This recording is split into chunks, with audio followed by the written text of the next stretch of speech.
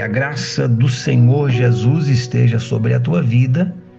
Vamos para o resumo do capítulo 6 do livro de Juízes.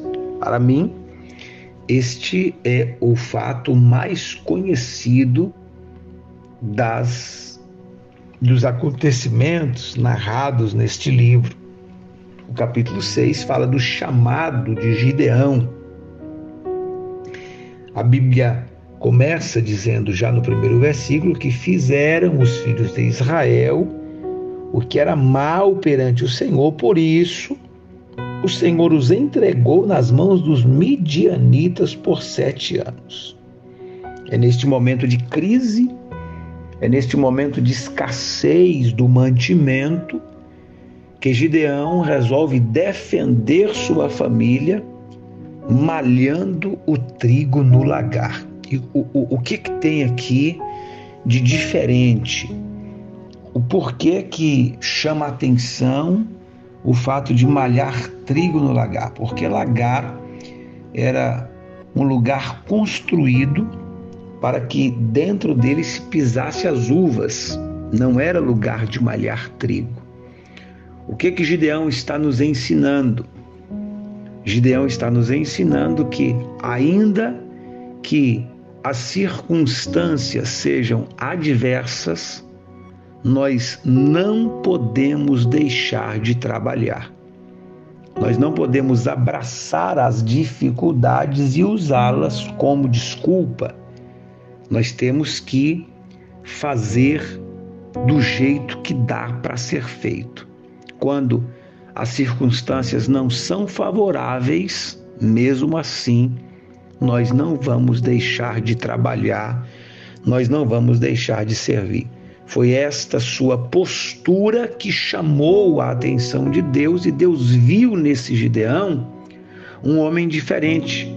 Então a Bíblia diz que no versículo 11, veio o anjo do Senhor e se assentou debaixo do carvalho que está em Ofra, que pertencia a Joás, e Gideão estava malhando trigo no lagar para pôr a salvo dos midianitas, para esconder a comida para a família.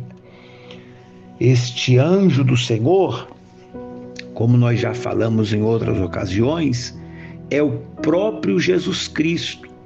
Neste momento, ele não havia ainda encarnado, não havia nascido da Virgem Maria, mas ele é Deus. Jesus é Deus, ele não começa a existir no nascimento em Maria. Ele é Deus. E ele aparece aqui em forma de um anjo, um homem que fala com Gideão. Isto é uma teofania, aparição do Senhor como um homem, como um anjo falando com Gideão, e a frase do versículo 12 é a mais famosa. Então o anjo do Senhor lhe apareceu e lhe disse: o Senhor é contigo, homem valente. A valentia de Gideão está em não se entregar, não desanimar, mas procurar um meio de sobrevivência. Isto agrada o coração de Deus. Quando você não desiste, quando você vai à luta, quando você não se entrega, quando você não usa as circunstâncias adversas, as portas fechadas, como desculpa para desistir. Deus não se agrada dos covardes, Deus se agrada dos valentes. Portanto, levantemos as nossas cabeças e vamos para frente. Com boas ou más circunstâncias, nós não vamos desistir. Deus lhe chama, Gideão reluta com Deus, porque ele disse que a sua tribo é a menor e a sua família é a mais pobre da tribo. E mais uma vez nós aprendemos que Deus não chama os capacitados, mas capacita os chamados. Deus escolhe as coisas pequenas para confundir as grandes, as loucas para confundir as sábias. E neste capítulo, Gideão faz algumas provas com Deus e Deus responde a todas elas. A primeira prova é ele diz ao homem que está falando com ele: se tu veio da parte de Deus, tu vai esperar. E eu vou em casa e vou trazer a minha oferta. A primeira coisa que aprendemos neste momento é que quando estamos diante da presença de Deus, temos que oferecer-lhe alguma coisa.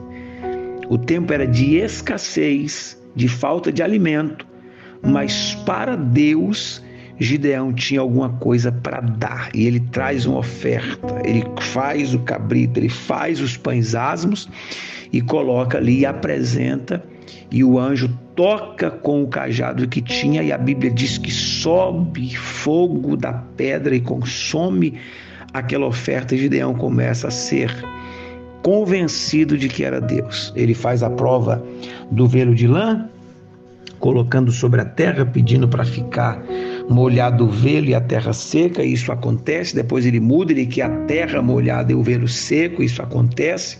E Deus depois vai dar mais uma prova para ele. E aí Gideão parte. A primeira coisa fazendo é destruindo o altar de Baal. Quando nós aceitamos ao Senhor e quando nós abrimos o coração para segui-lo, a primeira coisa que temos que fazer é quebrar toda a aliança e toda ponte que nos liga ao passado. Porque caminhar com Deus é caminhar em novidade de vida, é deixar para trás as coisas que passaram, é viver do novo que o Senhor nos apresenta daquele momento em diante. Que Deus te abençoe. Este é o resumo do capítulo 6 do livro de Juízes. Deus te abençoe no nome de Jesus.